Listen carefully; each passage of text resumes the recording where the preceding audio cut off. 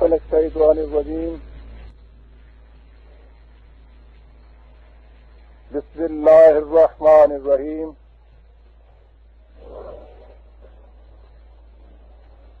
برادران عزیز،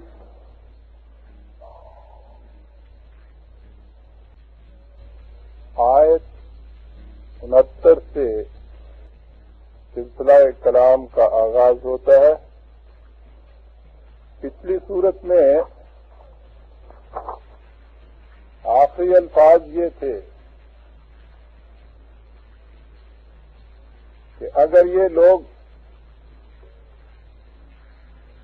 ان احکامات خداوندی کی اطاعت کریں گے تو لَنَهْدَيْنَاهُمْ صِرَاطًا مُسْتَقِيمًا، تو ان کو زندگی کی سیدھی اور توازن بدوش راہ کی طرف ان کی رہنمائی کر دی جائے گی۔ سورہ فاتحہ میں، جسے ہم نماز کی ہر رکعت میں بھی دہراتے ہیں اور یوں بھی بار بار پڑھتے ہیں، اس میں دعا ہی یہ ہے کہ اہدنا الصراط المستقیم صراط الذین انعمت علیہم، صراط مستقیم پر چلنے کی آرزو اور اس راستے کے متعلق جامع طور پر یہ کہا کہ یہ ان لوگوں کی راہ ہے کہ جنہیں اللہ تعالی اپنے انعامات سے نوازتا ہے۔ ان دو الفاظ کو سامنے رکھیے۔ اسی صراط مستقیم کے بعد اس کی تشریح ان الفاظ میں آتی ہے کہ وَمَن يُطِعِ اللَّهَ وَالرَّسُولَ فَأُولَٰئِكَ مَعَ الَّذِينَ أَنْعَمَ اللَّهُ عَلَيْهِم مِّنَ النَّبِيِّينَ وَالصِّدِّيقِينَ وَالشُّهَدَاءِ وَالصَّالِحِينَ وَحَسُنَ أُولَٰئِكَ رَفِيقًا۔ عام ترجمہ یہ ہے کہ جو اللہ اور اس کے رسول کی اطاعت کرتا ہے تو یہ وہ لوگ ہیں جو ان لوگوں کے ساتھ ہوتے ہیں جن پر اللہ نے اپنا انعام کیا، یعنی انبیاء، صدیق، شہداء، صالحین، اور یہ کتنے اچھے ساتھی ہیں۔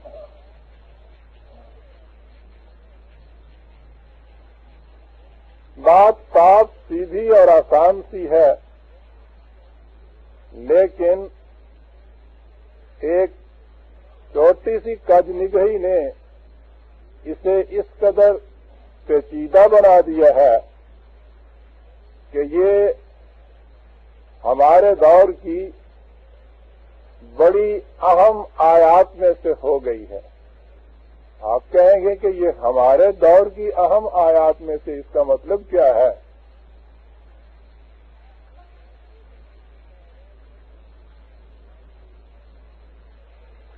نبی اکرم صلی اللہ علیہ وسلم کی تشریف آوری اور تشریف براری کے بعد جب کہ دین مکمل ہو گیا، خدا نے جو کچھ انسانوں کو رہنمائی دینی تھی وہ قرآن کریم میں دی، اور اس کے بعد اس کی حفاظت کا ذمہ لے لیا۔ نبوت کا خاتمہ ہو گیا۔ نبی آتا ہی خدا کا پیغام پہنچانے کے لیے ہے، اور جب وہ پیغام مکمل بھی ہو جائے اور اس کی حفاظت کا ذمہ بھی لے لیا جائے تو پھر کسی نئے پیغام کی ضرورت نہیں ہوتی، اور جب پیغام کی ضرورت نہیں ہوتی تو پیغام بر کی بھی ضرورت نہیں ہوتی۔ جب آپ کی کوئی چٹھی نہیں آتی تو آپ کے یہاں چٹھی رسان کاہے کے لیے آئے گا؟ لیکن ہمارے دور میں نبوت کا ایک دعویٰ ہوا۔ مرزا غلام احمد صاحب نے یہ دعویٰ کیا۔ اس دعوے میں جہاں اور بہت سے الجھاؤ ہیں کہ صاحب یہ نبی ہونے کا دعویٰ ہے، رسول ہونے کا تو نہیں ہے، اور پھر نبی اور رسول میں فرق کرنا شروع کیا.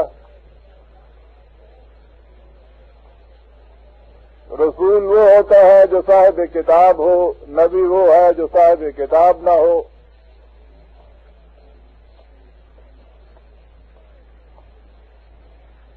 دعویٰ تو عالمی نہیں بلکہ نبی ہونے کا، اور کیفیت یہ ہے کہ قرآن کریم کی 2 آیتیں بھی سامنے نہیں کہ جن میں دونوں مقام پہ یہ کہا گیا ہے کہ ہم نے ہر نبی کو کتاب دی، ہر رسول کو کتاب دی.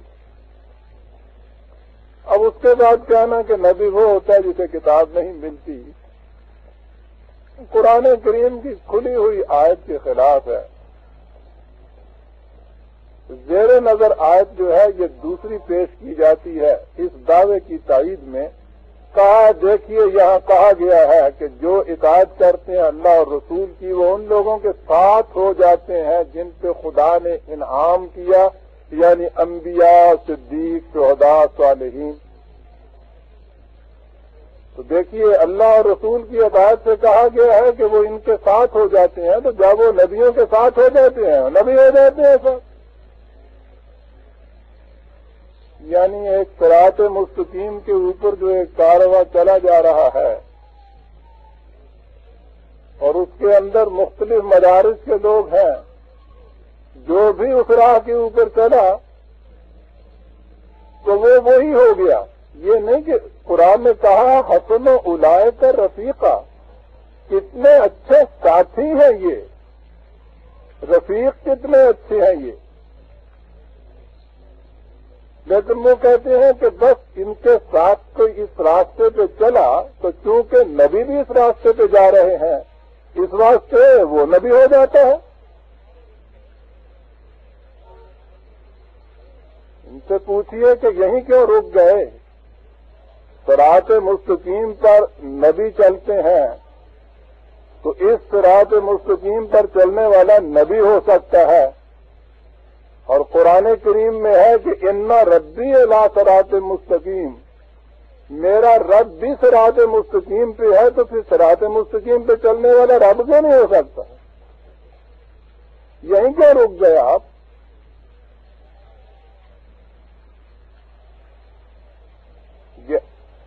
گیارہ بٹا 56 11/56. ان سے کہو کہ میرا رب صراط مستقیم پہ، تو اس دلیل کو آگے بڑھائیے. پھر دوسری دلیل یہ ہے کہ صاحب دیکھیے کہا ہے مَعَ انعم اللہ علیہم من النبیین، ان کے ساتھ ہو جاتے ہیں. معیت جہاں سے لفظ ہے تو کسی کے ساتھ ہو جانے سے وہ کہتی ہے کہ وہی ہو جاتا ہے. یہاں بھی اسی دلیل کو آگے بڑھائیے. اللہ تعالیٰ نے کہا ہوا مَعَکُمْ أَيْنَمَا كُنْتُمْ، وہ تمہارے ساتھ ہوتا ہے جہاں بھی تم ہوتے ہو. وَإِنَّ اللَّهَ مَعَ الصَّابِرِينَ، اللہ صابرین کے ساتھ ہوتا ہے. تو مع کا لفظ وہی ہے یہاں جو آیا ہے. تو اگر ان کی معیت سے آدمی وہی کچھ ہو جاتا ہے تو انبیاء کی معیت سے نبی ہو گیا، خدا کی معیت سے خدا بن گیا. وہ وہیں تک رک گئے اور ان کے بعد انہی کے ماننے والوں میں ایسے تھے جنہوں نے خدائی کا دعویٰ بھی کیا. آپ غور کیجئے برادران عزیز،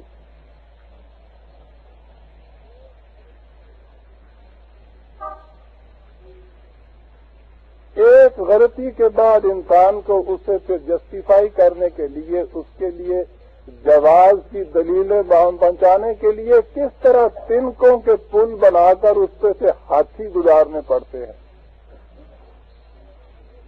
ایک آیت ایسی مل گئی جس میں یہ کہا کہ وہ ان کے ساتھ ہوتے ہیں، اور ساتھ ہوتے ہیں ساتھ دیکھ لیجئے نبی ہو سکتا ہے آدمی.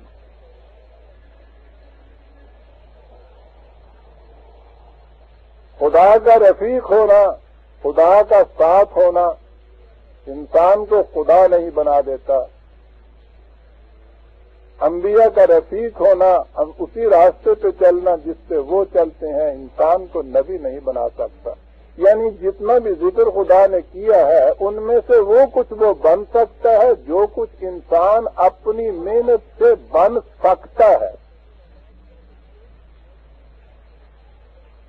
اور جب قرآن کریم نے یہ بتا دیا کہ کوئی نبی اپنی محنت سے نبی نہیں بنا کرتا تھا،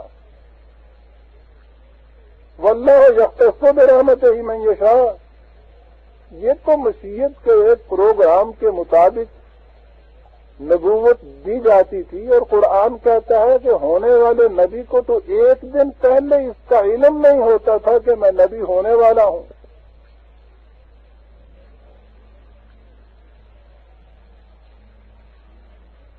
یہ تو ایک عجیب و غریب فنامنا تھا، اور چونکہ وہ ختم ہو چکا ہوا ہے اس لیے اس پہ بحث کرنے کی آج ضرورت ہی نہیں،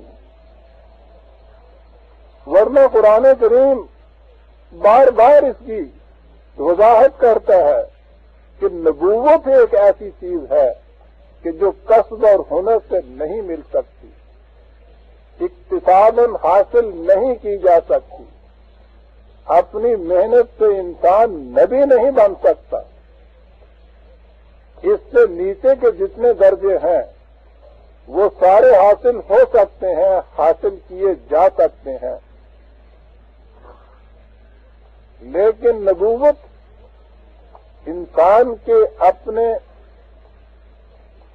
ذہن کی پیداوار، اس کے اپنے کسی کسب و ہنر کا نتیجہ نہیں ہوتی تھی، خدا کی طرف سے محبت تھی۔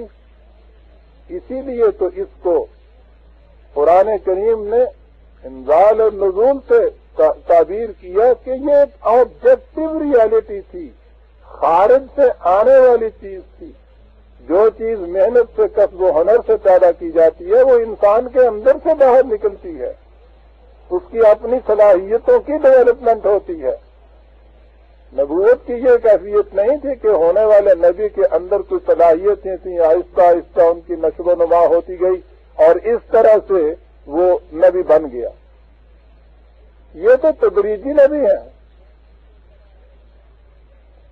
آہستہ آہستہ مومن سے ذرا آگے چلے، ولی کا مقام آیا، پھر مجدد کا مقام آیا، پھر محدث کا مقام آیا، اس کے بعد ذرا اور آگے بڑھے، خیر وہ کرشن کنہیا کا وہ بھی ایک راستے میں آتے ہیں کچھ مقامات، اور آہستہ آہستہ رفتہ رفتہ وہ نبی ہو گئے۔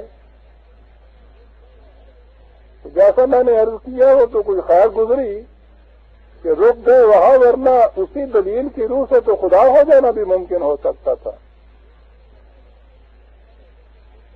اور پھر آگے دیکھیے،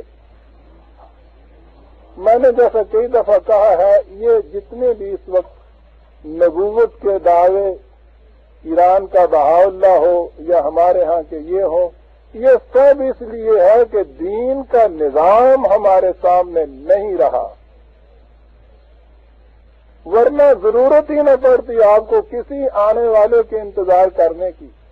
یہ اس لیے انتظار کی ضرورت پڑ گئی کہ گڑھے میں گر گئے اور یہ بات بلا دی گئی کہ یہاں سے ہم نے اپنی ہمت سے نکلنا ہے۔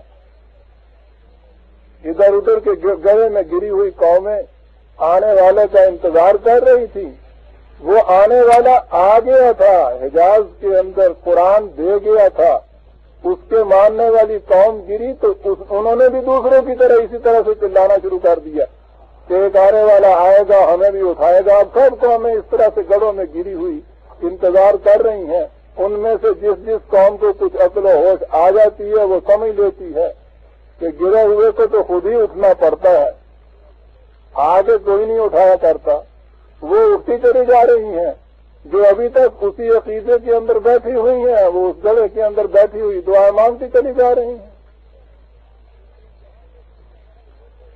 اب اسی مایوسی کا نتیجہ ہے کہ کوئی یہاں سے کہتا ہے کہ دیکھو وہ آنے والا میں آ گیا، کوئی ادھر سے کہتا ہے کہ وہ آنے والا وہ نہیں میں آ گیا، کیونکہ قوم انتظار کر رہی ہے۔ اس واسطے ہر دعوے دار کا کہ میں وہ منتظر ہوں اس کے پیچھے لگ جاتی ہے۔ قوم کی مایوسی کا نتیجہ ہے یہ کہ یہ دعوے پیدا ہوتے ہیں اور ان دعووں کو ماننے والے پیدا ہو جاتے ہیں۔ لیکن کتنی بدبختی اس قوم کی کہ تیلی بھی کیتا تو رکھا بھی کھاتا، وہ آنے والا آ بھی گیا اور اس کے بعد پھر اس غریب قوم کو جوتے پہ جوتے ہی پڑتے چلے جا رہے۔ اب تو آخر میں یہی ہو سکتا ہے کہ اگر یہی پروگرام ہے قوم کے اٹھانے کا تو ایک دن اللہ میاں کو خود آنا پڑے گا، اور اگر اس کے بعد بھی ایسا ہی ہوا تو برادران عزیز، ان لوگوں کا قصور ہے نہیں۔ قرآن کو اس طرح نگاہوں سے اوجھل کیا گیا اور اس کی جگہ اس طرح سے غیر قرآنی تصورات دوسری قوموں سے مستعار لے کے ان کے ہاں عین اسلام بنا دیے گئے کہ اب ان میں سے ہر چیز اسلامی ہو جاتی ہے۔ آنے والے کا انتظار اسلامی، ہر صدی کے اوپر ایک مجدد کا آنا اسلامی، پھر وہ نبی آتا ہے بغیر کتاب کے، یہ بھی، وہ ادھر صاحب کتاب ایران میں آ جاتا ہے، وہ بھی، یہ سب ان مایوسیوں کے پیدا کردہ تصورات ہیں برادران عزیز۔ قرآن کریم سامنے ہوتا اور وہ نظام جو متشکل کیا گیا تھا قرآن کی روشنی میں وہ مسلسل آگے چلتا، پھر کسی آنے والے کا انتظار ہی نہ ہوتا، اور جب انتظار ہی نہ ہوتا تو نہ کوئی مدعی ہوتا، نہ کوئی اس مدعی کا اتباع کرنے والا ہوتا۔ تو میں نے جو کہا تھا کہ یہ آیت ہمارے دور کی ایک اہم آیت بن گئی ہے، تو وہ اس وجہ سے تھا کہ اس آیت کو بطور دلیل پیش کیا جاتا ہے نبوت کے دعوے میں کہ دیکھیے انعام یافتہ گروہ جو ہے وہ خدا نے نبی، صدیق، شہداء، صالحین گنائے ہیں اور کہا ہے کہ خدا اور رسول کی اطاعت کرنے والا ان کے ساتھ ہو جاتا ہے، ان کی رفاقت نصیب ہو جاتی ہے۔ جب ان کی رفاقت نصیب ہوتی ہے تو پھر یہ وہی کچھ ہو جاتا ہے۔ پھر عرض کر دوں کہ جن کی رفاقت نصیب ہوتی ہے ان میں سے انسان اتنا ہی کچھ بن سکتا ہے جتنا اپنے کسب و ہنر سے بن سکنے کا امکان ہے۔ جو بن نہیں سکتا وہ یہ بن ہی نہیں سکتا۔ یہ دیکھیے یہی الفاظ دوسرے مقام پہ بھی آئے ہیں کہ والذین آمنوا باللہ ورسلہ اولئک هم الصدیقون والشہداء عند ربہم 57/90۔ جو اللہ اور اس کے رسولوں پہ ایمان لاتے ہیں یہ وہ لوگ ہیں جو صدیق ہیں اور شہداء ہیں، انبیاء نہیں ہے یہاں کہا گیا۔ یہ جو تھے نبی، صدیق، شہداء اور صالحین، تو صالحین تو قرآن میں قدم قدم پہ ہے، آمنوا وعملوا الصالحات۔ باقی جو تین اس میں کیٹیگریز گنائی گئیں انبیاء، صدیق اور شہداء، اور اس آیت کے اندر یہ تو کہا کہ وہ صدیق بھی ہو سکتے ہیں، وہ شہداء بھی ہو سکتے ہیں، یہ نہیں کہا گیا کہ وہ نبی بھی ہو سکتے ہیں۔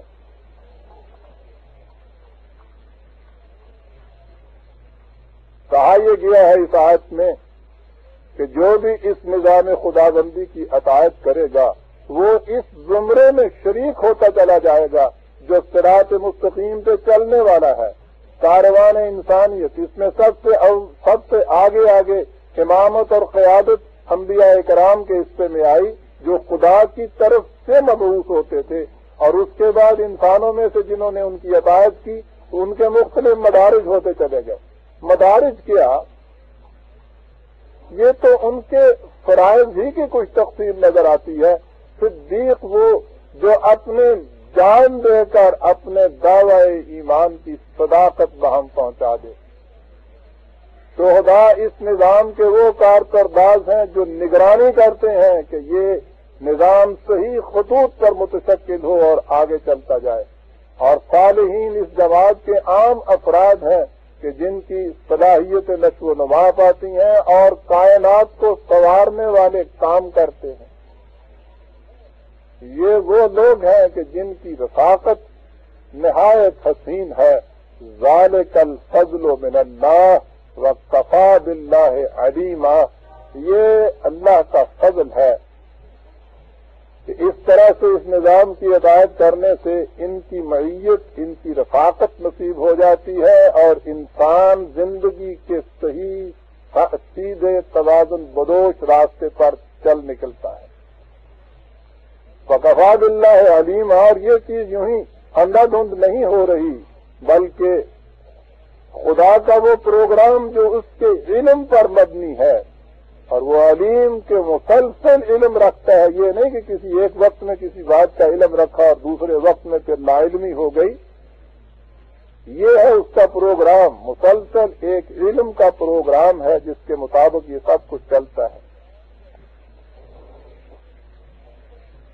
اب اس پروگرام یا اس نظام کے متعلق آگے بات چلتی ہے۔ یا ایھا الذین آمنوا خذوا حذرکم انفروا ثبات او انفروا جمیعا۔ جیسا کہ آپ احباب کو اب معلوم ہے، اسلام ایک مذہب نہیں کہ انفرادی طور پر اپنے اپنے گوشے میں بیٹھ کر اپنے ذہن کو مطمئن کر لیا کہ ہمارا خدا کے ساتھ ایک تعلق پیدا ہو گیا ہے۔ یہ ایک زندگی کا نظام ہے،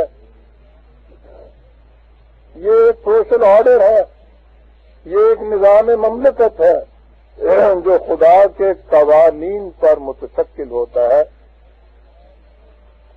اس کا قائم کرنا ضروری اور پھر اس کا مستحکم رکھنا نہایت ضروری، اور اس کے استحکام کے لیے ضروری ہے کہ جتنی قوتیں اس کو توڑنے کے لیے آئیں، اسے خراب کرنے کے لیے آئیں، اس میں کمزوری پیدا کرنے کے لیے اٹھیں، ان کا مقابلہ کیا جائے۔ اسی لیے کہا کہ اے ایمان والو، جب تم اس نظام کو قائم کرو تو پھر اس کی حفاظت کے لیے اپنی مدافعت کا پورا پورا سامان تیار رکھا کرو۔ ضرورت ہو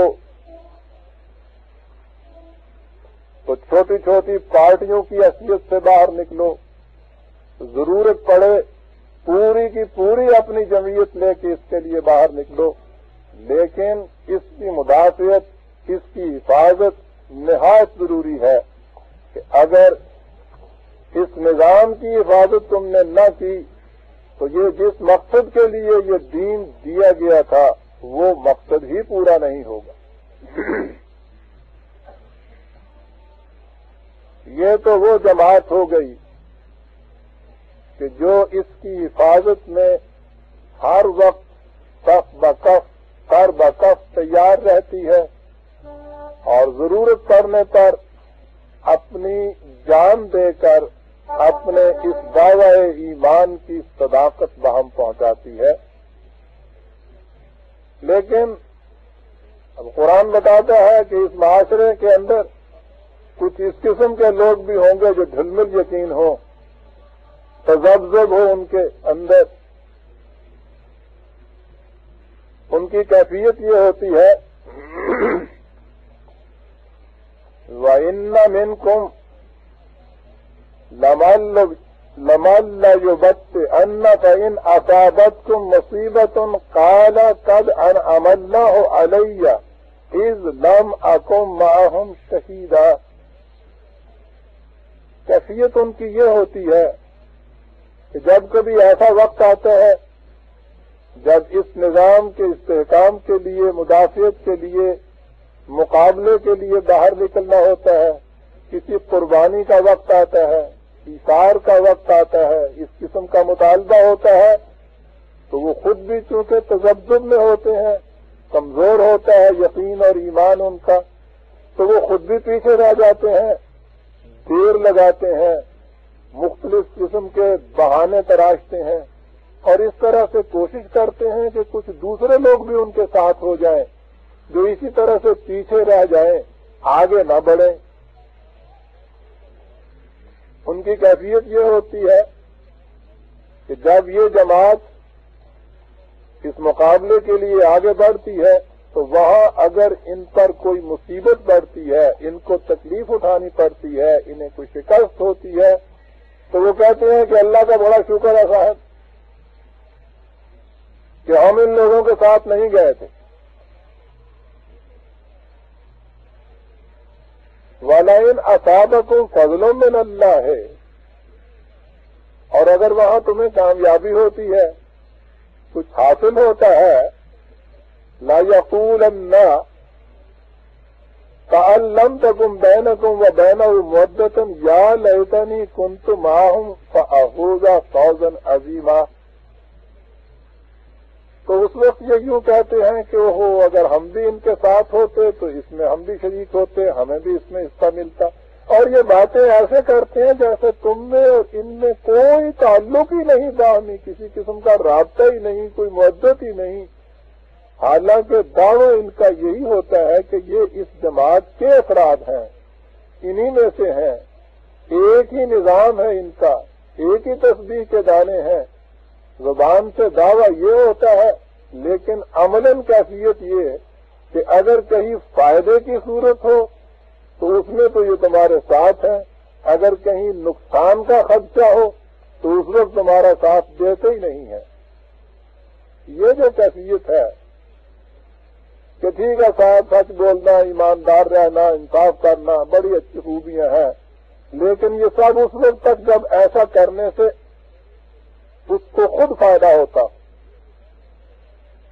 اور اگر اس سے نقصان ہوتا ہو تو پھر یہ ساری چیزیں بالائے طاق رکھ دی جاتی ہیں. اس کا انتظام ایمان کیسے ہو سکتا ہے؟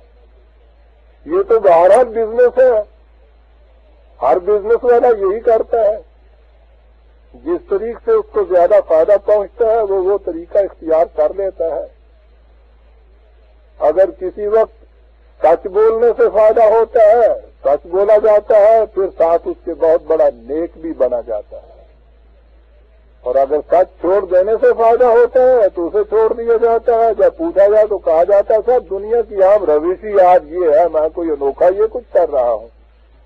اسے ایمان نہیں کہا جا سکتا برادران. ایمان تو کسی اصول پر مستحکم یقین کا نام ہے،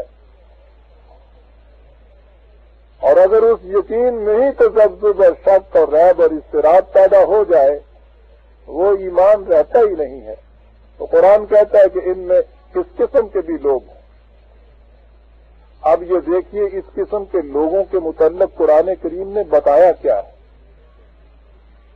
بڑی ہی دور رس حقیقت ہے.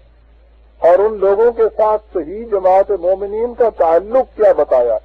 کہا کہ فَلْيُقَاتِلْ فِي سَبِيلِ اللَّهِ الَّذِينَ يَشْرُونَ الْحَيَاةَ الدُّنْيَا بِالْآخِرَةِ.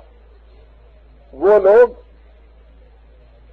کہ جو اسی دنیا کے پیش پا افتادہ مفاد کو سامنے رکھتے ہیں اور مستقبل کی زندگی کو نظر انداز کر دیتے ہیں، جن کے پیش نظر دنیاوی متاع ہی کا حصول ہوتا ہے، خواہ وہ کسی طرح سے کیوں نہ حاصل ہو جائے.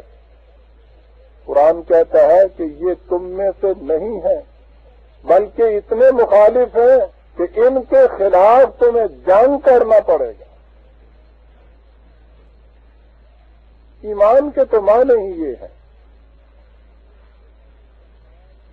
کہ زندگی کے چند اصول، کچھ مستقل اقدار، غیر متبدل، ہمیشہ کے لیے یکساں رہنے والی، یہ یقین، یہ ایمان، یہ دعویٰ، یہ اعتراف اور یہ اقرار کہ میں ان کے مطابق زندگی بسر کروں گا، خواہ اس کے نتائج یہاں کچھ بھی کیوں نہ نکلے. اس لیے کہ یقین اور ایمان یہ ہے کہ ان کے نتائج آخر الامر میرے لیے فائدے مند ہیں. اب اس فائدے کا تعین جو ہے یہ الگ بات ہو گئی. کوئی پیشتا افتادہ مفاد یہیں کے حاصل کرنے کو فائدہ کہتا ہے، کوئی یہ کہتا ہے کہ اگر اس میں کسی حد تک نقصان بھی ہو لیکن میرا مستقبل اخروی زندگی میری ذات کی نشو و نما ہوتی چلی جائے وہ ہے صحیح فائدہ. قرآن کہتا ہے یہ ہیں دو گروہ. جو لوگ اس مستقبل کو، فیوچر کو بیچ ڈالتے ہیں کسی امیڈیٹ گین کے لیے، یہ وہ لوگ ہیں کہ جن کے خلاف تو جنگ کرنا پڑے گا. وَمَن يُقَاتِلْ فِي سَبِيلِ اللَّهِ فَيُقْتَلْ أَوْ يَغْلِبْ فَسَوْفَ نُؤْتِيهِ أَجْرًا عَظِيمًا۔ جو بھی خدا کے راستے میں اس طرح جنگ کرنے کے لیے نکلتا ہے، پھر وہ وہاں قتل ہو جائے یا غالب اور منصور واپس آئے، دونوں صورتوں میں اس کو بہت بڑا اجر ملتا ہے۔ یہاں سے بات سامنے آئی ہے جنگ کی، اگرچہ یہ ایک مستقل موضوع ہے اور خاصی تفصیل چاہتا ہے، میرے سامنے ہے یہ بات کہ اس موضوع کو ہمیں ایک دن درس میں یا کسی اور جگہ لانا ہے۔ بڑی اہم چیزیں قرآن اس بات میں پیش کرتا ہے۔ سربس ایک آیت سامنے آتی ہے اور وہاں سے یہ پتہ چلتا ہے کہ اس جماعت مومنین کو جنگ کی اجازت کن حالات میں دی جاتی ہے اور جنگ ضروری کن حالات میں ان کے لیے ہو جاتا ہے۔ یہ بڑی اہم چیز۔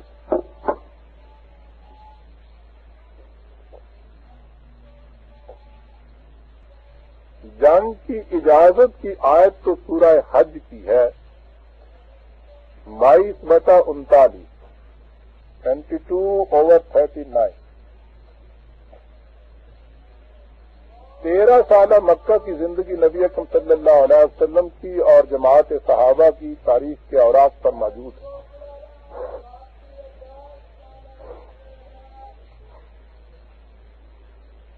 وہاں پوری کوشش کی گئی کہ ان لوگوں کے غلط تباہ کن، انسانیت کو تباہ کرنے والے عقائد رسوم وہ بدل دیے جائیں اور انہیں صحیح راستے پہ چلایا جائے۔ وہ اس کے لیے تیار نہ ہوئے اور انہوں نے ہر ممکن مخالفت کی اس دعوت کو پہنچانے والوں کی، حتیٰ کہ وہاں سے گھر بار چھوڑ کر انہیں آ جانا پڑا۔ ہجرت کر کے مدینے آ گئے، انہوں نے یہاں بھی پیچھے نہ چھوڑا، ایک عظیم لشکر لے کر مدینے کی طرف وہ بڑھ آئے۔ اس زمانے کی حالات کے مطابق ایک چھوٹے سی قطع زمین میں ایک بستی پر 1000 آدمی کا لشکر بھی بہت بڑا لشکر ہوتا تھا۔ وہ دور ابھی آج کے مہذب انسان کا نہیں تھا کہ ایک یورش کے اندر پچھلی جنگ میں سنا ہے کہ تقریباً 1 کروڑ انسان مارے گئے تھے یا زخمی ہوئے تھے۔ 1000 کا لشکر جرار فوج کجی کر کے آتا ہے۔ یہ وہ وقت ہے جب پہلی دفعہ کہا جاتا ہے کہ اذن للذین یقاتلون بانہم ظلموا۔ ہاں، یہ جن کے خلاف اب یوں جنگ کرنے کے لیے وہ امد آئے ہیں، انہیں اجازت دی جاتی ہے کہ یہ بھی اپنی مدافعت کے لیے اب جنگ کے میدان میں آ جائیں، اس لیے کہ ان پر بڑی زیادتی ہوئی ہے۔ آگے ہے للذین اخرجوا من دیارہم، یہ وہ لوگ ہیں مظلوم کہ جن کو ان کے گھروں سے نکالا گیا۔ کیوں نکالا گیا؟ بغیر حق، نا حق وہاں سے نکالا گیا۔ الا ان یقولوا ربنا اللہ، ان کا جرم فقط یہ تھا کہ یہ کہتے تھے کہ ہمارا رب ہمارا اللہ ہے۔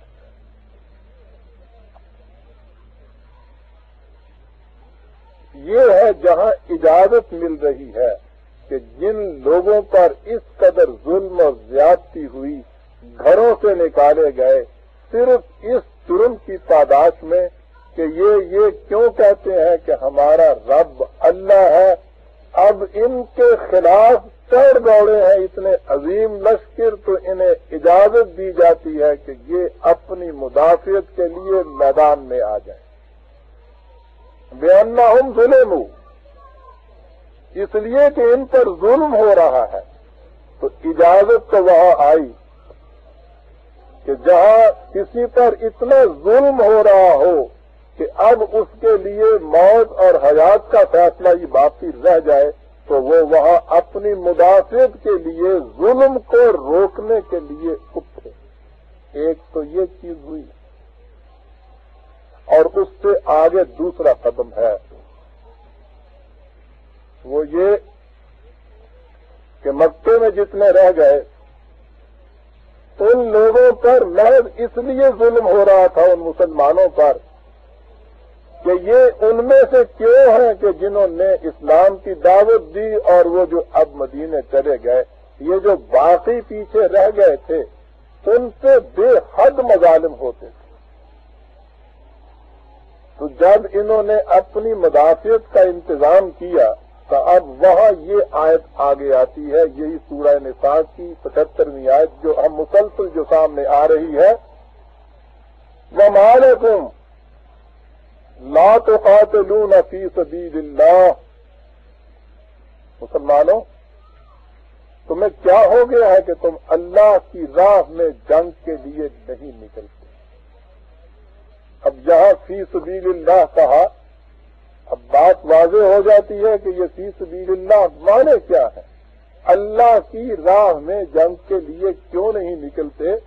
والمستضعفین من الرجال والنساء والولدان الذین یقولون ربنا اخرجنا من هذه القرية الظالم اهلها.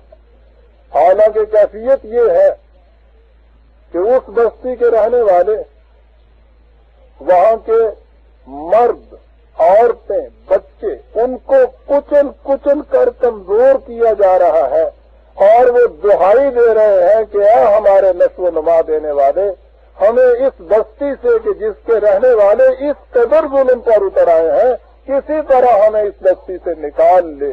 وَجْعَلْنَا مِن لَّدُنْكَ وَلِيًّا وَجْعَلْنَا مِن لَّدُنْكَ نَصِيرًا. اپنے ہاں سے کوئی ہمارا مددگار بھیج, اپنے ہاں سے کوئی ہمارا سرپرست بنا دے. بات کیا ہوئی کہ اگر کسی مقام پر یہ کیفیت پیدا ہو جائے کہ وہاں کے رہنے والوں پر دوسرے لوگ اس قدر ظلم اور استبداد کریں, انہیں کچل کچل کر کمزور کیا جائے, وہ دہائی دے رہے ہوں کہ دنیا میں کوئی تو ہمارا سرپرست اور کوئی تو ہمارا حمایتی اور مددگار ہو, ایسے اوقات میں یہ جماعت جو دنیا میں ظلم کو مٹانے کے لیے وجود میں آئی ہے اس پر لازم ہو جاتا ہے کہ ان مظلوموں کی امداد کے لیے خود جا کے اپنی جان دے دے اور ان کو نکال لے وہاں سے, ان کا ظلم مٹا دے. یہ دونوں چیزیں سامنے رکھیے تو اسلام میں جنگ کا فلسفہ بالکل صاف ظاہر ہو جاتا ہے. اس نظام خداوندی کے خلاف یورش کرنے والے, ان کے خلاف زیادتی کرنے والے, اس کی مدافعت کے لیے جنگ,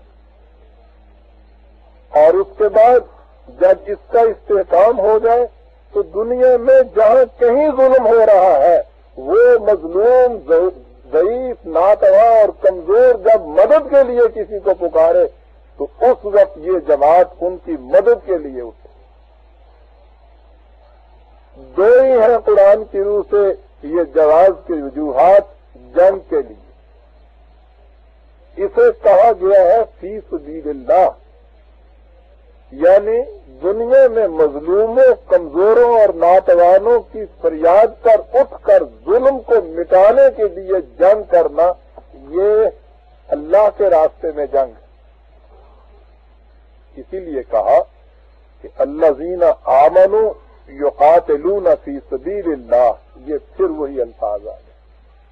جماعت مومنین ہمیشہ اللہ کی راہ میں جنگ کے لیے اٹھتی ہے اور اللہ کی راہ کی تفسیر پہلی آیت میں آ گئی.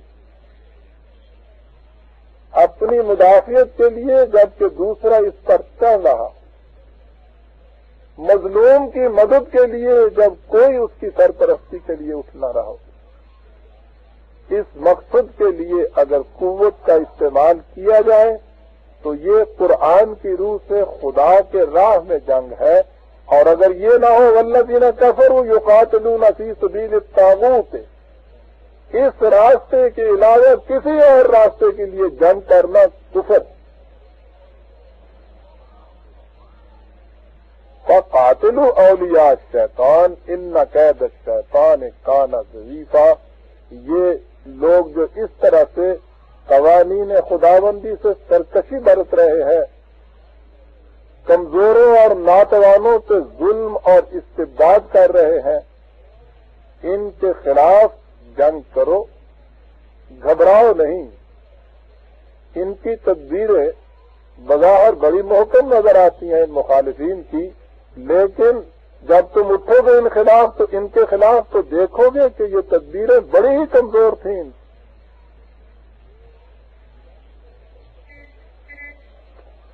یہ جنگ کے متعلق قرآن کی رہنمائی آتی ہے۔ اب پھر اسی جماعت کا ذکر آ رہا ہے کہ جس میں کچھ لوگ تو وہ ہیں کہ جو ان چیزوں پر پختہ یقین رکھتے ہیں اور وہ اپنے اصول کی مدافعت میں کسی سے ڈرتے نہیں ہیں، لیکن اس کے بعد دوسری وہ جماعت ہے جس کا ذکر یہ کیا کہ جب تک تو مرحلہ ایسا ہو کہ اس نظام میں کسی قسم کا کوئی خطرہ انہیں محسوس نہ ہو، کسی قسم کا اندیشہ نظر نہ آئے، یا تو محض نظری طور پر اس کے متعلق درس تدریس ہی ہو رہا ہو، یا وہ ابتدائی مراحل ہوں جو مکے کے اندر پیش ہوئے تھے کہ کسی کے ساتھ اٹھ کر تصادم اور تزاحم یا کلیش کا وقت نہیں آیا تھا، تو اس وقت تو اس جماعت کے ساتھ رہا جائے، اور اس کے بعد اگر مقابلے کا وقت کہیں آ جائے تو میدان چھوڑ کر بھاگ جائے۔ ان لوگوں کو قرآن ایمان والے گنتا ہی نہیں۔ الم تر الی الذین قیل لہم کفوا ایدیکم، کہ اس دور میں جب کہا گیا تھا کہ نہیں، ہاتھ روک کر رکھنا ہے، تم نے اس کے آگے نہیں بڑھنا، تم نے کسی کے خلاف جنگ نہیں کرنا، وَأَقِیمُوا الصَّلَاةَ وَآتُوا الزَّکَاةَ، اس نظام کا استحکام کرتے چلے جانا ہے، اندرونی تنظیم کرتے چلے جانا ہے، آرگنائز ہوتے چلے جانا ہے، اس فکر کو عام کرتے چلے جانا ہے۔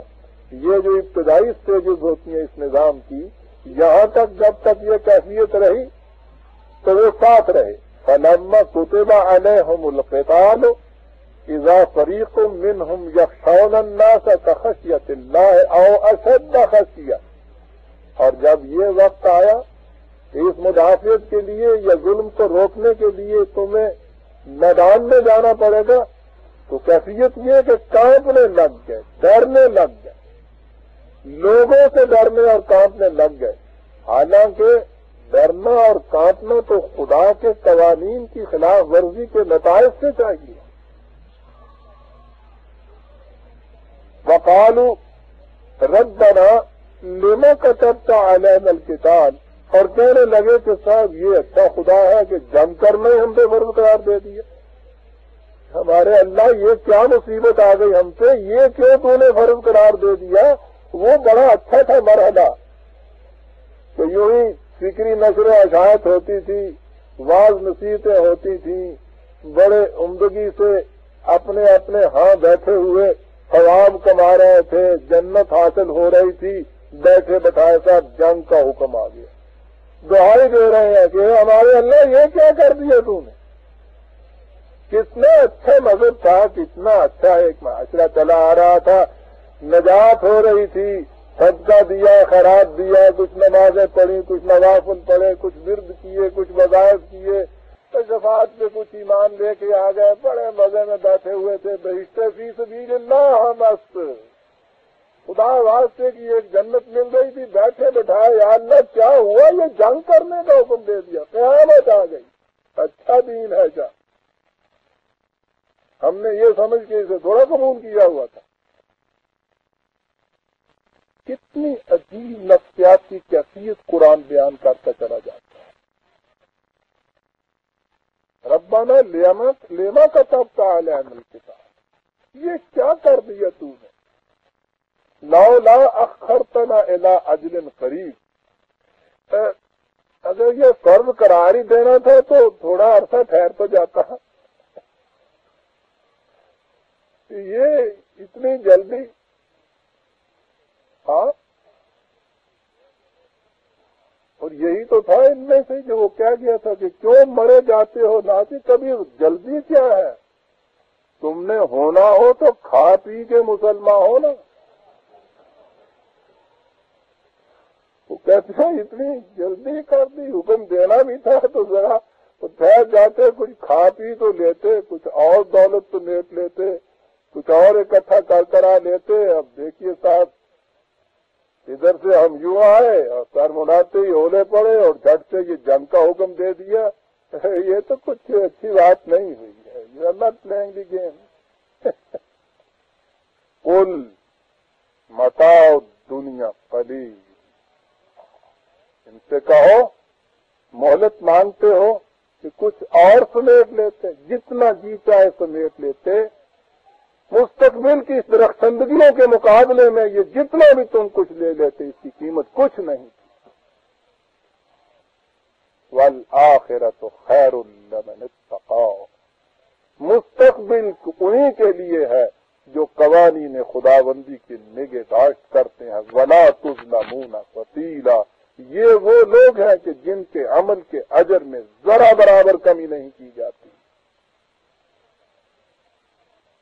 دین تو نام ہی اس معاہدے کا ہے برادران عزیز کہ ان اللہ اشتری من المؤمنین انفسهم واموالهم بان لهم الجنہ.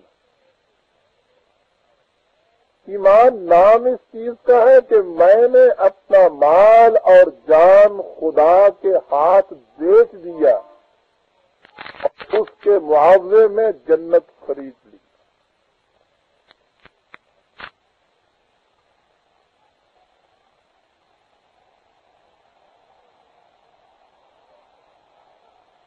اس معاہدے کا، اس ایمان کا نام ہے اسلام. بیچ دیا میں نے اپنے اموال اور جان کو. اور دوسرے میں نے کہا نا کہ بِأَنَّ لَهُمُ الْجَنَّةَ، ایک جنت تو یہ ملتی اور دوسرے وہی بہشت فی سبیل اللہ، وہ ایک اللہ واسطے کی جنت ملتی. یہ جو آپ کو ایک ہجوم اور بھیڑ نظر آ رہی ہے، 50-60 کروڑ کے قریب کہتے ہیں کہ اس وقت بھی دنیا میں ہے اللہ کے فضل و کرم سے یہ مسلمان، یہ سب بہشت فی سبیل اللہ والے، اللہ واسطے کی جنت مل بڑی آسانیوں سے یہ چیز مل جاتی. چند خود فریبی کے غلط معتقدات، چند نگاہ فریب نظریات، ان کو رکھیے. کچھ رسمی سی عبادات، کچھ اس قسم کی رسومات، ان کو ادا کر دیجئے. ان کے بدلے میں اور اگر یہ بھی نہ ہو اور کچھ کمی رہ جائے تو پھر قیامت کے میدان میں وہ شفاعت تو موجود ہے. کوئی ایک مسلمان بھی آخر الامر جہنم کے اندر نہیں رہے گا. ایک ایک کر کے وہاں سے نکال کے جنت میں بھیج دیا جائے. یہ چیزیں ذہن میں رکھنے سے بگڑتا کیا ہے، اس میں لگتا کیا ہے؟ لیکن جسے آپ نے ایمان یا اسلام کہا ہے وہ شہادت گاہ الفت میں قدم رکھنا ہے. اسی چیز کو اس نے دوسرے انداز میں کہا ہے کہ چمی گویم مسلمانم بلرزم. جب میں کہتا ہوں مسلمان ہوں تو کانپ اٹھتا ہوں کہ دانوں مشکلات لا الہ رہا، لا الہ کی مشکلات کا مجھے احساس. دنیا میں کوئی قوت ایسی نہیں جس کے سامنے جھکا جائے، صرف خدا کے قوانین کے سامنے جھکنا. اعتراف یہ، اور اس کے بعد عملاً جان اور مال کو بیچ دینا دوسرے کے ہاتھ میں. یہ تھی جماعت برادران عزیز جو اسلام قائم کرنے کے لیے آیا تھا. یہ تھی جنہیں کہا گیا تھا کہ کہیں سے مظلوم مدد کے لیے پکارے، تم نے یہ دیکھنا ہی نہیں کہ وہ کون پکارنے والا ہے، دیکھنا یہ ہے کہ مظلوم ہے وہ، اور اس کی مدد کے لیے تم نے پہنچ جانا ہے. غالب و منصور آ جاؤ تو، وہاں جان دے دو تو، دونوں معنوں میں تم نے اپنا فریضہ ادا کر دیا. یہ تھے صدیق، جانیں دے کر اپنے ایمان کی صداقت کی شہادت بہم پہنچانے والے. یہ تھے شہداء علی الناس، تمام اقوام عالم کے اعمال کی نگرانی کرنے والے کہ کہیں کوئی ظلم تو نہیں کر رہا، کہیں زیادتی تو نہیں کسی پر ہو رہی. یہ جو آج دھندلا سا فریضہ ایک UNO کا سمجھا جاتا ہے کہ کسی ایسی جماعت کا وجود بڑا ضروری ہے جو یہ دیکھتی رہے کہ دنیا میں اقوام عالم کچھ زیادتی تو نہیں کر رہے، تصور دھندلا سا ہے، ایفیکٹو نہیں ہے. یہ ایک دوسرا موضوع ہوگا جس پہ میں عرض کروں گا کہ قوموں کے معاملے انہی قوموں کے نمائندوں سے حل نہیں ہو سکتے. وہاں پھر وہی صورت ہے کہ جس کے پاس قوت ہے اسی کی لاٹھی کی بحث ہوتی ہے، کمزور کو وہاں بھی کوئی نہیں پوچھتا. لیکن یہ تصور سب سے پہلے قرآن نے دیا. فَكَذَلِكَ جَعَلْنَاكُمْ أُمَّةً وَسَطًا لِتَكُونُوا شُهَدَاءَ عَلَى النَّاسِ. تمہیں ہم نے ایک بین الاقوامی قوم بنایا ہے تاکہ تم پورے نو انسانی کے اعمال کی نگرانی کر سکو. قرآن انویسیج کرتا ہے، اس قسم کی قوم کو وہ رکھنا چاہتا ہے. وہ کہتا ہے اقوام عالم میں امن اسی صورت میں قائم رہ سکتا ہے کوئی ایک جماعت ایسی ہو جو نگرانی کرے ان کے اعمال کی. اس مقصد کے لیے اس جماعت کو بنایا گیا تھا. تو سوچئے تو صحیح کہ کیا نسبت ہے اس ایمان اور اسلام والی جماعت کو، اس موجودہ مسلمان کو، اس کے ساتھ نسبت کیا ہے؟ وہ اقوام عالم کے اعمال کی نگرانی کرنے والے، یہ تمام اقوام کے پیچھے چلنے والے. ان کی کیفیت یہ کہ جہاں کہیں دنیا میں ظلم ہوتا ہو مظلوم کی مدد کو پہنچنے والے. ان کی حالت یہ کہ ساری عمر چیخنے والے کہ ہم مظلوم ہیں، کوئی ہماری مدد کو پہنچے. یہ ہے برادران عزیز وہ کیفیت. اس مقصد کے لیے یہ قوم وجود میں آئی تھی.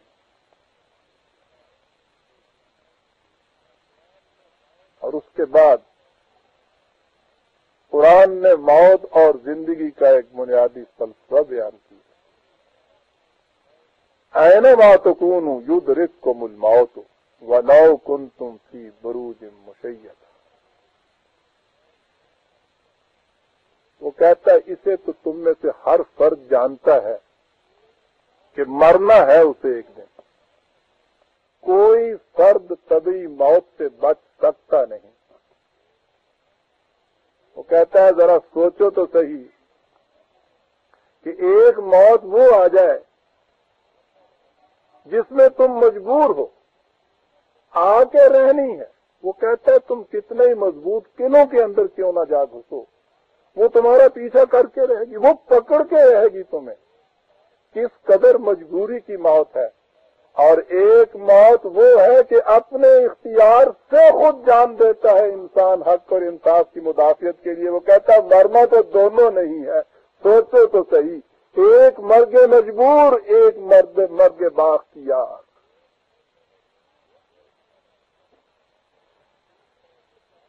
یہ فرق ہے برادران عزیز کہ اس طرح سے جان دینے والے کو وہ جو کہتا ہے کہ یہ تو مرتا ہی نہیں ہے. مرتا تو وہ ہے جو موت سے بھاگا پھر رہا تھا اور اس کے بعد جھپٹ لیا اس موت نے، رو رہا ہے، چیخ رہا ہے، وہ توڑ نہیں رہی اس کو. کہتا مرتا تو یہ ہے کم وقت. اسے مردہ کہتے ہو جو ہنستے ہوئے خود اپنے اختیار و ارادے سے اپنی جان دے رہا ہے، اور دوسرا مجبوراً اس جان کو دے رہا ہے. وہی چیز جو اقبال نے کہی کہ کھول کے کیا بیان کروں سر مقام مرگ و عشق کھول کے کیا بیان کروں، سر مقام مرگ و عشق، عشق ہے مرگ باشرف، مرگ حیات بے شرف، حیات بے شرف موت ہے، مرگ باشرف حیات ہے۔ اور کتنے حسین الفاظ نے قرآن میں کہا کہ اینما تکونوا یدرککم الموت وَلَوْ كُنْتُمْ فِي بُرُوجٍ مُّشَيَّدَةٍ، موت سے بچنا چاہتے وہ تو جھپٹ لے گی تمہیں، جہاں کہیں جی چاہے تمہارے چلے جاؤ، اور اس طرح سے موت سے ڈر کے بھاگنے والے مرنے والا جو تو ہے، تو زندہ ہی مر چکا ہوا ہے۔ اس کی موت کو دیکھ کس قدر قابل رشک ہے کہ وہ خود اپنے اختیار ارادے سے ایک مقصد کے حصول کے لیے، ایک مستقل قدر کی حفاظت کے لیے جان کو دے دیتا ہے۔ نشانے مرگ مومن باتو گوئم تو مر گائز تبسم بر لبے ہو، مومن کی نشانی مجھ سے پوچھتا ہے، جب موت آتی ہے وہ مسکراتا ہے۔ اپنے اختیار سے جب جان دیتا ہے تو مسکرانا تو یہ ہوا ہی، چیختا تو وہ ہے کہ جو بھاگ رہا ہے اور موت جھپٹ لیتی ہے اسے۔ اس سے آگے برادران عزیز 2 آیات آئی ہیں، اس میں تقدیر کا فلسفہ بڑے عجیب انداز سے سامنے لایا گیا۔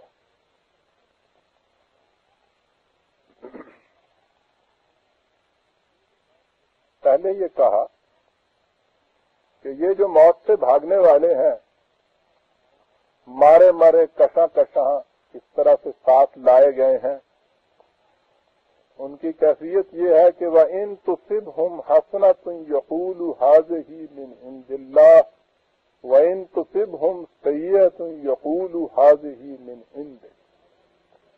ان کی کیفیت یہ ہے کہ اگر وہاں ان کو کچھ مفاد حاصل ہو جاتے ہیں تو یہ کہتے ہیں کہ یہ اللہ کی طرف سے ہم کو مل گیا، اگر وہاں کبھی کوئی تکلیف آ جاتی ہے تو وہ اے رسول تمہیں اس کا ذمہ دار قرار دیتے ہیں کہ تم ہمیں میدان جنگ میں لے آئے اور اس کی وجہ سے ہمیں مصیبت آ گئی، یہ موت آ گئی، یہ سب کچھ ہوا۔ یہ ان کی طرف سے یہ قول ان کا بتایا گیا کہ ان کی کیفیت یہ ہے، ان چیزوں کو 2 حصوں میں تقسیم کر لیتے ہیں کہ آگے ہے قُلْ كُلٌّ مِّنْ عِندِ اللَّهِ، ان سے کہو کہ نہیں، میں پہلے ترجمہ ہی عام کرتا ہوں پھر بات بتاؤں گا، ان سے کہو کہ نہیں، ہر چیز اللہ کی طرف سے، عام ترجمہ۔ کمال ہؤلاء القوم لا یکادون یفقہون حدیثا، انہیں کیا ہو گیا ہے کہ ایک آسان سی بات وہ بھی نہیں سمجھنا چاہتے نہیں ہیں۔ یہاں کہا تھا قُلْ كُلٌّ مِّنْ عِندِ اللَّهِ، ان سے کہو کہ ہر بات اللہ کی طرف سے، اور اس کے بعد مَا أَصَابَكَ مِنْ حَسَنَةٍ فَمِنَ اللَّهِ وَمَا أَصَابَكَ مِنْ سَيِّئَةٍ فَمِنْ نَفْسِكَ، جو اچھی یا بھلائی کی بات تمہیں پہنچتی ہے وہ اللہ کی طرف سے ہوتی ہے، جو مصیبت تمہیں پہنچتی ہے وہ تمہاری اپنی لائی ہوئی ہوتی ہے۔ اب یہاں عام طور پر یہ الجھاؤ پیدا ہوتا ہے کہ پہلے تو یہ کہا کہ ہر بات اللہ کی طرف سے ہوتی ہے، اس کے بعد یہ کہا کہ نہیں، جو خوشگوار چیزیں ہیں وہ اللہ کی طرف سے ہوتی ہیں، جو پریشانیاں مصیبتیں آتی ہیں وہ تمہاری اپنی وجہ سے آتی ہیں۔ تو کہتے یہ ہیں کہ صاحب یہاں تو کھلا ہوا تضاد ہے، ایک ہی آیت میں، ایک ہی سانس میں ایک طرف یہ کہا گیا کہ ہر بات اللہ کی طرف سے، اس کے ساتھ یہ کہا گیا کہ نہیں، بھلائی اللہ کی طرف سے، مصیبت اور تکلیف تمہاری اپنی طرف سے۔ تو یہ کیا بات ہوئی؟ بات بڑی صاف ہے، دنیا میں ہر عمل کا نتیجہ خدا کے قانون کے مطابق مرتب ہوتا ہے، یہ ایک بنیادی حقیقت ہے۔ ہر عمل کا نتیجہ خدا کے قوانین کے مطابق کل من عند اللہ، یہ استعمال ہوا۔ ہر عمل کا نتیجہ قانون خداوندی کے مطابق۔ اب اس کے بعد ما اصابک من حسنۃ فمن اللہ، اللہ کے قوانین کے مطابق اگر زندگی بسر کرو تو اس کا نتیجہ خوشگواریاں ہی خوشگواریاں، یہ بھی اس کے قانون کے مطابق۔ اور اگر اس کے قانون کو چھوڑ کر خود اپنی مرضی سے تم کچھ کرنے لگ جاؤ، اس کا نتیجہ تکلیفیں اور مصیبتیں۔ وما اصابک من سیئۃ فمن نفسک، جو کام خدا کے قانون کے مطابق کرو اس کا نتیجہ خوشگواریاں، اس قانون کو چھوڑ کر اپنی مرضی کے مطابق چلنا شروع کرو اس کا نتیجہ پریشانیاں اور مصیبتیں۔ لیکن دونوں اعمال کا نتیجہ بہرحال خدا کے قانون کے مطابق۔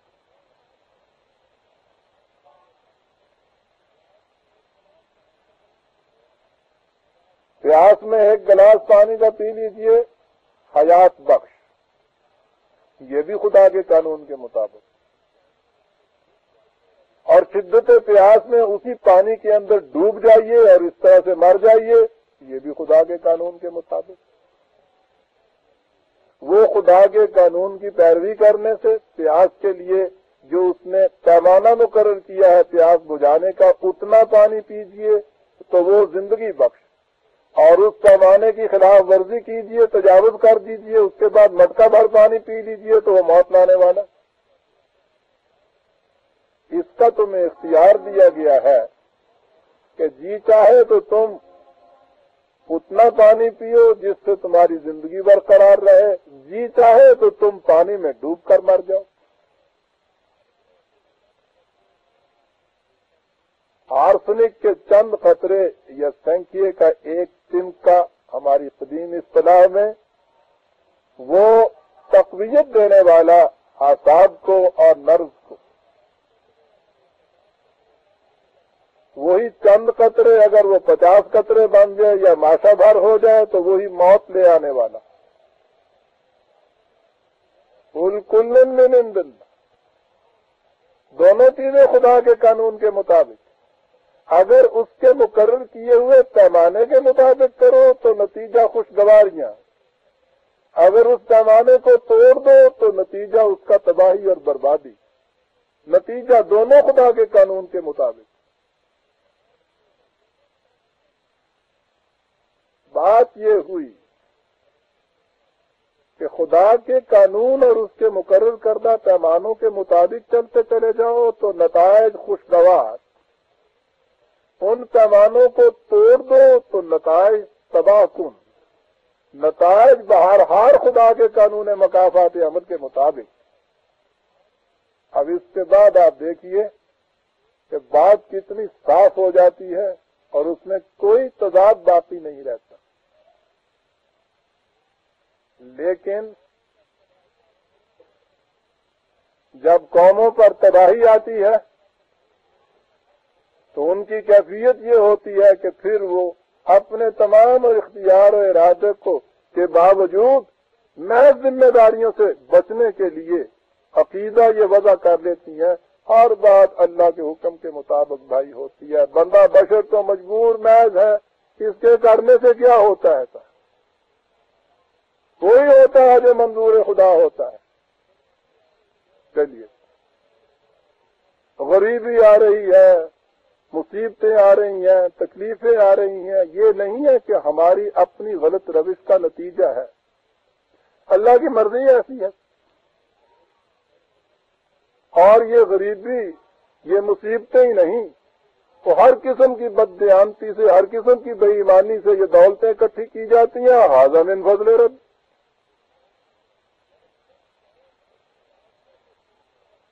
جب کوئی قوم ذمہ داریوں سے جی چراتی ہے تو اس وقت پھر یہ عقیدہ پیدا کر لیتی ہے کہ صاحب یہاں تو ایک پتا بھی اس کے حکم کے بغیر نہیں ہل سکتا، ہماری کیا ضرورت ہے کہ ہم کسی طرح سے یہ خود کچھ کر لیں؟ یہ عقیدہ آپ کے ہاں وضع ہوا جس زمانے میں خلافت ملوکیت میں بدلی ہے، اور ان بادشاہوں نے آپ کے لوگوں پر مظالم کرنے شروع کیے، اس کے خلاف صدائے احتجاج بلند ہوئی، تو اس وقت یہ عقیدہ مرتب کیا گیا کہ صاحب یہ بادشاہ کون ہوتا ہے کسی پہ ظلم کرنے والا؟ خدا کے حکم کے بغیر تو ایک پتا نہیں ہل سکتا، یہ جو کچھ ہو رہا ہے خدا کی مرضی سے ہو رہا ہے۔ وہ ایک ہی شرف جو انسان کو حاصل ہوا تھا، عطا کیا گیا تھا، اس کا صاحب اختیار ہونا، اس سے اس کو محروم کر دیا گیا۔ یہ چیز یوں چلائی گئی، اس کے بعد دیکھا اس قوم نے یہ کہ اس کے اندر ایک فریب نفس ایسا ہوتا ہے جس سے ایک جھوٹا اطمینان حاصل ہو جاتا ہے، کچھ نہ کرنا پڑے، جو کچھ آ رہا ہے، جو کچھ ہو رہا ہے، اب کوئی نہ کوئی تو کہے گا نا کہ میاں تم نے یہ کیوں نہ کیا، یہ کیوں نہیں کرتے، اس میں کچھ کرنا پڑتا تھا۔ لیکن یہ قوم جو کچھ کرنا نہیں چاہتی اور اس قسم کا کام بھی نہیں سننا چاہتی، یہ کام اپنی ضمیر کو بھی کسی قسم کے کانٹے سے نہیں پرکاش چاہتی، وہ عقیدہ وضع کر دیتی ہے کہ نہیں صاحب سب کچھ خدا کی مرضی سے ہو رہا ہے، انسان کچھ نہیں اس بارے میں کر سکتا، انسان مجبور محض ہے۔ اس سے کیا ہوتا ہے؟ عمل سے غافل ہوا مسلمان بنا کے تقدیر کا بہانہ، بہت بڑا بہانہ کہ مسلمانوں کے اسباب زوال امت کے متعلق جو بہت لمبی چوڑی تحقیق کی جاتی ہے، اسباب کیا ہے؟ بنیادی سبب ہی ایک ہے اس کا، اس نے یہ غلط عقیدہ تقدیر کا اپنے ہاں وضع کر لیا۔ حالانکہ کائنات کی دوسری چیزوں میں اور انسان میں ایک ہی چیز مابحث امتیاز ہے، اور وہ ہے اس کا اختیار اور ارادہ۔ کائنات کی ہر چیز کے متعلق یہ کہا کہ جس طرح اسے ہم حکم دیتے ہیں اس کے مطابق وہ کرتی چلی جاتی ہے۔ انسان سے یہ کہا کہ اعملوا ما شئتم، تم جو کچھ چاہو کرو، یہاں تمہاری مشیت چلتی ہے، ہم تمہاری مشیت میں دخل نہیں دیتے۔ یہ بھی خدا کی مشیت تھی کہ اس نے انسان کو صاحب ارادہ بنایا۔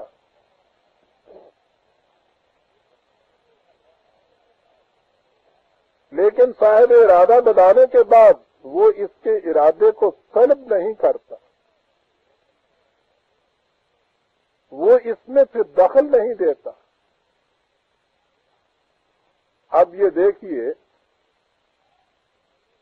کہ یہ چیز کہ اگر خدا چاہتا تو ہم ایسا نہ کرتے، اگر خدا چاہتا تو ایسا ہو جاتا، یہ چیز ایسی نہیں کہ ہم نے یہاں سے خود ہی کوئی نتیجہ مستنبط کر لیا ہے۔ قرآن کے واضح الفاظ سنیے اس کے بارے میں، وہ کیا کہتا ہے، ایک مقام پہ نہیں، متعدد مقامات پہ یہ چیز وہ کہتا ہے۔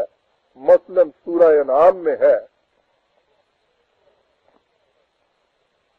فَيَقُولُ الَّذِينَ أَشْرَكُوا لَوْ شَاءَ اللَّهُ مَا أَشْرَكْنَا وَلَا آبَاؤُنَا۔ یہ لوگ شرک اختیار کرتے ہیں، اور ان سے جب پوچھو کہ تم ایسا کیوں کرتے ہو تو کہتے ہیں کہ اگر اللہ کو منظور ہوتا تو ہم یہ کرتے ہی نہیں ایسا، نہ ہم ایسا کرتے، نہ ہمارے آباء و اجداد ایسا کرتے، ولا حرمنا من شیء، نہ ہم کسی چیز کو حرام قرار دیتے۔ یعنی یہ وہی چیز ہے جو ہم میں سے آج ہر شخص کہتا ہے اور سمجھتا یہ ہے کہ یہ بڑی خدا پرستی اور دینداری اور اللہ پہ ایمان کی نشانی ہے کہ ہم کہتے یہ ہیں کہ اگر اللہ کو منظور ہوتا تو ہم یہ کرتے ہی نہیں۔ كَذَلِكَ كَذَّبَ الَّذِينَ مِن قَبْلِهِمْ حَتَّى ذَاقُوا بَأْسَنَا، کتنا بڑا جھوٹ ہے یہ جو بول رہے ہیں، ان سے پہلی قوموں نے بھی یہی کچھ کیا، اور یہ جھوٹ وہ تھا کہ جس کا نتیجہ سخت عذاب تھا ہمارا۔ جو قومیں ہاتھ پہ ہاتھ دھر کر اس طرح سے تقدیر کے غلط عقیدے پر جم کے بیٹھ جاتی ہیں، اللہ کا عذاب تو ان کو گھیر لیتا ہے۔ قل هل عندكم من علم فتخرجوه لنا، ان سے کہو کہ تمہارے اس عقیدے کی تائید میں کوئی علمی دلیل ہے تمہارے پاس؟ وحی کی دلیل، عام علم انسانی کی دلیل، اگر کوئی دلیل ہے لاؤ، پیش کرو اسے۔ اور اس کے بعد قرآن کہتا ہے ان تتبعون الا الظن وان انتم الا تخرصون، ان سے کہو کہ تم محض اپنے ظن و قیاس کی اتباع کرتے ہو، تم محض اٹکلیں دوڑاتے ہو اس معاملے کے اندر، نہ تمہارا یہ عقیدہ عقل و بصیرت کی بنیادوں پر ہے، نہ وحی خداوندی کے مطابق۔ اور یہ بالکل ظن و قیاس، بالکل اٹکلے دوڑانے والی چیز، اس کو تم نے زندگی کا ایک محکم عقیدہ بنا رکھا ہے، اور اس کا نتیجہ یہ ہے کہ ذلت و مسکنت کا عذاب چاروں طرف سے تمہارے اوپر مسلط ہو رہا ہے، اور تم اس عذاب سے کسی صورت میں نکل نہیں سکتے تا وقت کہ اس عقیدے کو چھوڑ کے یہ عقیدہ نہ رکھو کہ اپنے ہر عمل کے ذمہ دار ہم خود ہیں، اور ہر عمل کا نتیجہ سامنے آ کر رہے گا۔ اللہ تعالیٰ نے قوانین بنائے ہیں جن کے مطابق نتائج مرتب ہوتے ہیں۔ انسان کو اس کے بعد اس نے صاحب ارادہ بنا دیا کہ وہ جی چاہے تو ان کے مطابق عمل کرے، جی چاہے تو ان کے خلاف ورزی کرے گا، جیسا اس کے مطابق اس کا نتیجہ مرتب ہو جائے گا۔ لہذا برادران عزیز، اس اتنی سی چیز کو سوچئے کہ جسے ہم ہر روز دانستہ یا نادانستہ دہراتے چلے جاتے ہیں، کیونکہ اگر اللہ کو ایسا منظور ہوتا تو ہوتا ہی کیوں یہ سب کچھ؟ خدا کو منظور ہی نہیں تھا، اس واسطے یہ کچھ ہوا۔ اور پھر اس کے بعد یہاں تک نوبت پہنچ جاتی ہے،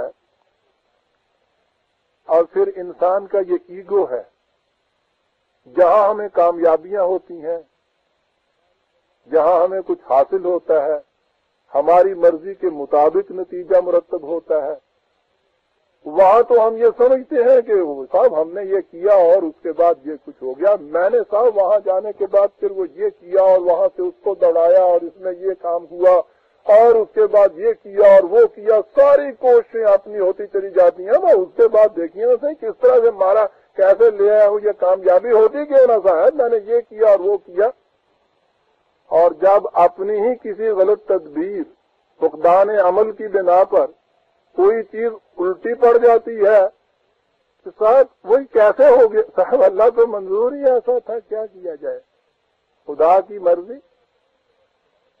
یعنی ہر بگاڑنے والا کام جو ہے وہ خدا کرتا ہے ان کا، اور جہاں کام سنورتے ہیں سارا کریڈٹ ان کو جاتا ہے۔ یہ آپ دیکھتے ہیں کتنا بڑا یہ فریب نفس ہے، خدا کی مرضی۔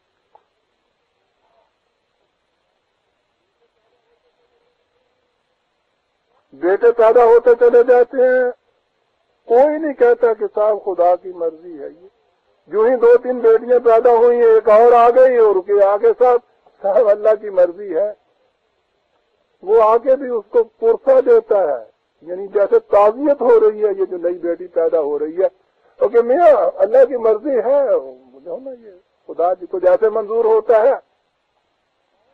آپ دیکھ موت واقع ہوتی ہے جوان کی، اور اس کے بعد آتی ہے کہ میاں یہ کیا ہوا صاحب، اللہ کی مرضی ہے صاحب، کیا کیا جائے۔ اپنی طرف سے تو بہت دوڑ دھوپ کی تھی، بڑے علاج کیے، سب کچھ کر لیا، لیکن جب اللہ ہی کو منظور نہیں تھا تو کیا کر سکتا ہے انسان۔ یعنی ہم نے اس کی منظوری کے باوجود اس کے خلاف تو بہت کچھ کر دیکھا۔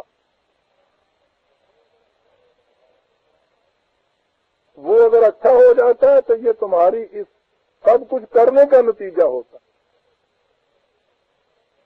اور معاف رکھیے گا پھر اس کا کریڈٹ حکیم صاحب کو، ڈاکٹر صاحب کو بھی مل جاتا۔ کس طرح علاج تھا صاحب ان کا؟ صاحب کیا بات ہے ان کی صاحب، اللہ اکبر، دہلی پہ سروں سے جما دیتے ہیں صاحب۔ موت واقعہ ہو جائے یہ خدا کی مرضی ہے، تو اس کا کیا آدمی بندہ بشر ہے، چارہ ہی کار کیا ہے صاحب، اپنی طرف سے تو سب کچھ کر دیکھا۔ غور فرمائیے آپ برادران عزیز، تو یہ باتیں کیوں ہی ہنسی کی نہیں ہیں، زندگی کے بڑے گہرے حقائق ہیں۔ یاد رکھیے جتنی چیزیں ہم روزمرہ یوں ہی الفاظ استعمال کرتے چلے جاتے ہیں ان کے پیچھے ایک بڑی نفسیاتی حقیقت ہوتی ہے۔ ہم تو استعمال کر جاتے ہیں اس لیے کہ نادانستہ زبان پہ یہ چڑھے ہوتے ہیں لفظ۔ وہ زبان پہ چڑھے کی مثال جو میں بیان کیا کرتا ہوں عام طور پر،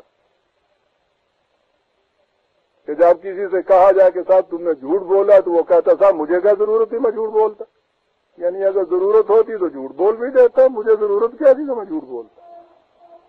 فکرے ہیں ہمارے ہاں زبان پہ چڑھے ہوئے لفظ۔ خدا کو منظور ہی ایسا تھا صاحب، اللہ کی مرضی ایسی تھی جو ہم نے یہ کچھ کیا۔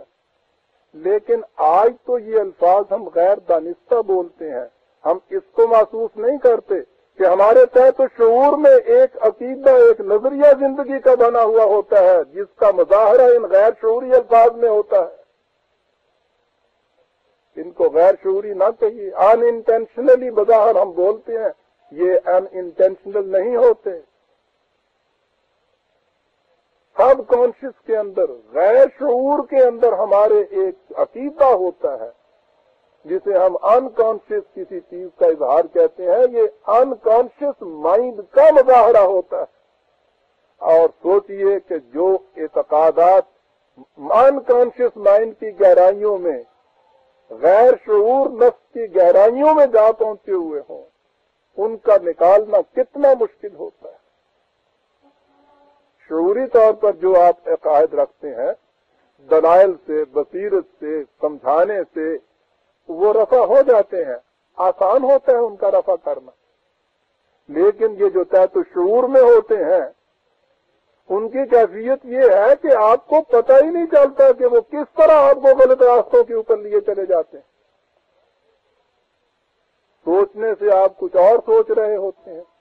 یہ جیسے آپ اس راستے پہ چلے جس پہ اکثر چلتے رہے ہوں اور پھر پاؤں کو لگ جائے وہ راستہ جسے آپ کہتے ہیں۔ آپ دیکھتے ہیں کہ آپ وہاں سے نکلتے ہیں گھر سے اور پھر خود بخود پاؤں اس راستے پہ چلتے ہیں، آپ کچھ سوچ اور رہے ہوتے ہیں، فکر کہیں اور ہوتا ہے، خیالات کہیں اور ہوتے ہیں، وہ خود بخود چلتا ہے، پاؤں خود بخود راستہ مڑتا ہے، موڑ آتا ہے، ادھر ہی چلا جاتا ہے، کبھی نہیں آپ راستہ کھوتے۔ یہ ہے نفس تحت غیر شعوری نفس کی کار فرمائی۔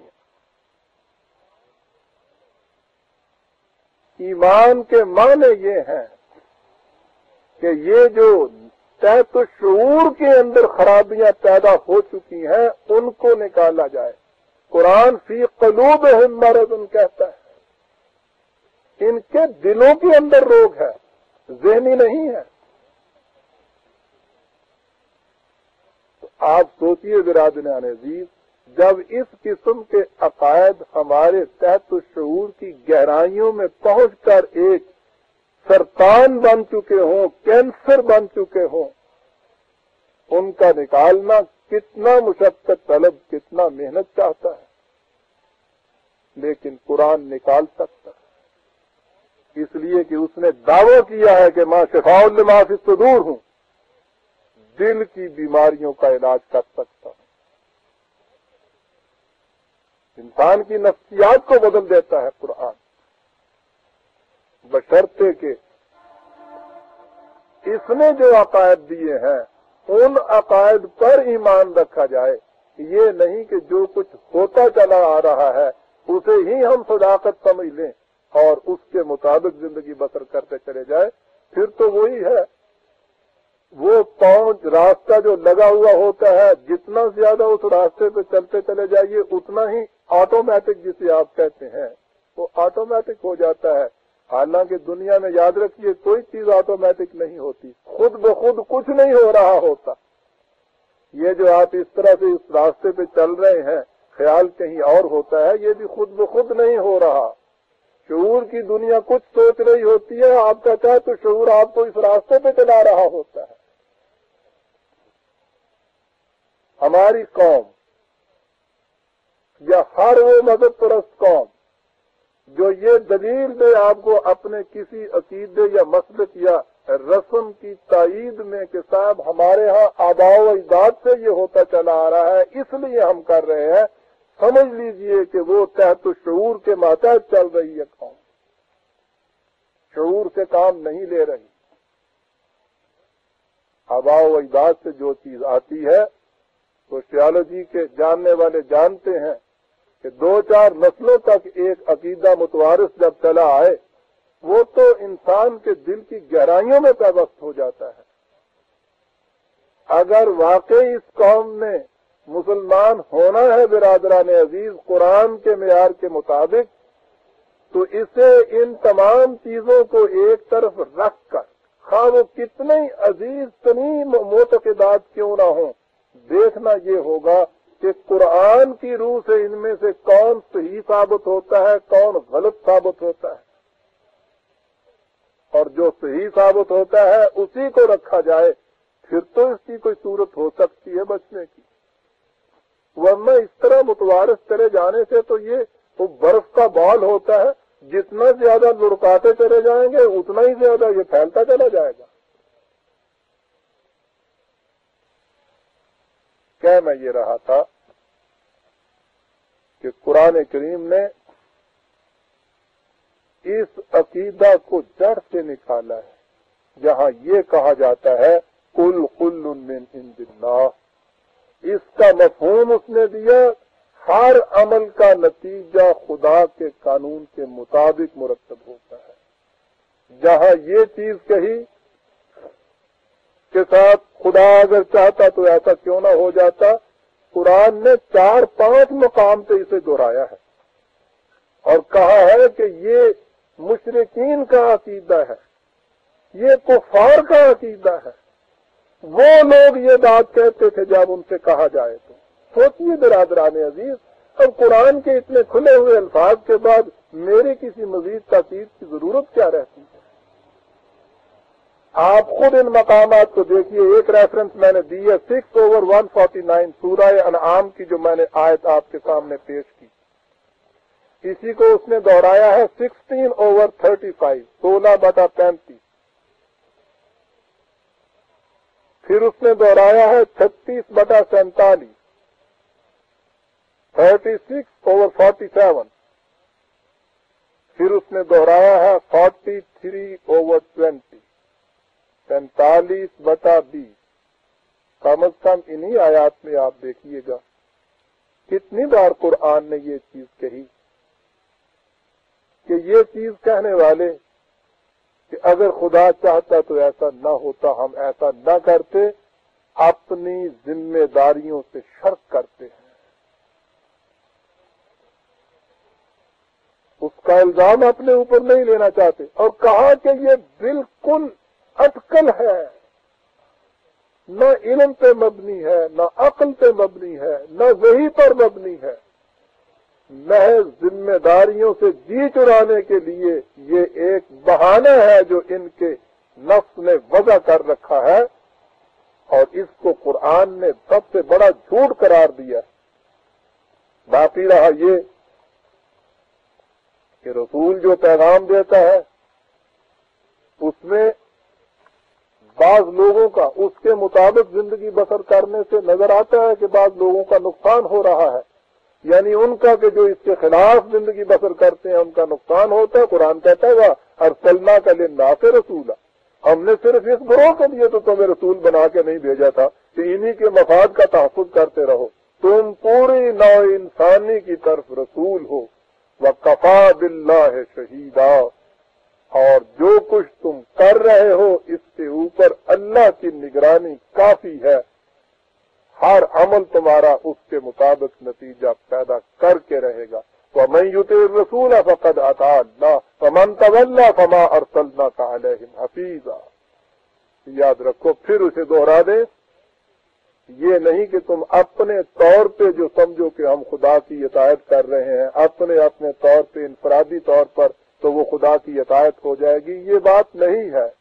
یہ ایک نظام ہے زندگی کا، اس نظام کو متشکل کیا ہمارے اس رسول نے، اس لیے جس طرح سے یہ خدا کی اطاعت کراتا ہے اس کا نام خدا کی اطاعت ہے، نہ کہ تم اپنے طور پہ جیسے اطاعت کرو وہ خدا کی اطاعت ہو جاتی ہے۔ یہ وہ دوسری غلط روش ہے جس میں ہم ماخوذ چلے آ رہے ہیں کہ اپنے طور پر ہم جس طرح چاہتے ہیں اسلام کے اوپر عمل کر رہے ہیں، نتیجہ اس کا یہ کہ کہنے کو 72 اور فی الحقیقت 72,000 فرقوں کے اندر آپ بٹے ہوئے ہیں۔ اطاعت خدا بندی ایک مرکز کی وساطت سے کی جائے گی تو پھر حقیقت میں اسلام آپ کے سامنے آئے گا، اور یہی وہ چیز ہے جسے بار بار میں مرکز ملت کہا کرتا ہوں۔ ایسا نظام، اس کی سینٹرل اتھارٹی جو خدا کی اطاعت تم سے کرائے، وہ شکل ہوگی، پھر اسلام اپنی حقیقی شکل میں سامنے آئے گا، اور اس وقت پھر یہ چیز کبھی نہیں کہی جائے گی کہ صاحب اگر خدا کو منظور ہوتا تو ایسا کیوں نہ ہو جاتا، اس نے ہی ایسا نہیں چاہا اس لیے ایسا نہیں ہوا۔ پھر ہر کام اس کے قانون کے مطابق ہوگا، اور ہر کام کا نتیجہ اس قانون کے مطابق نکلے گا۔ آیت 80 تک ہم آ گئے برادران عزیز، اس کے بعد آئندہ درس میں ہم لیں گے ربنا تقبل منا انک انت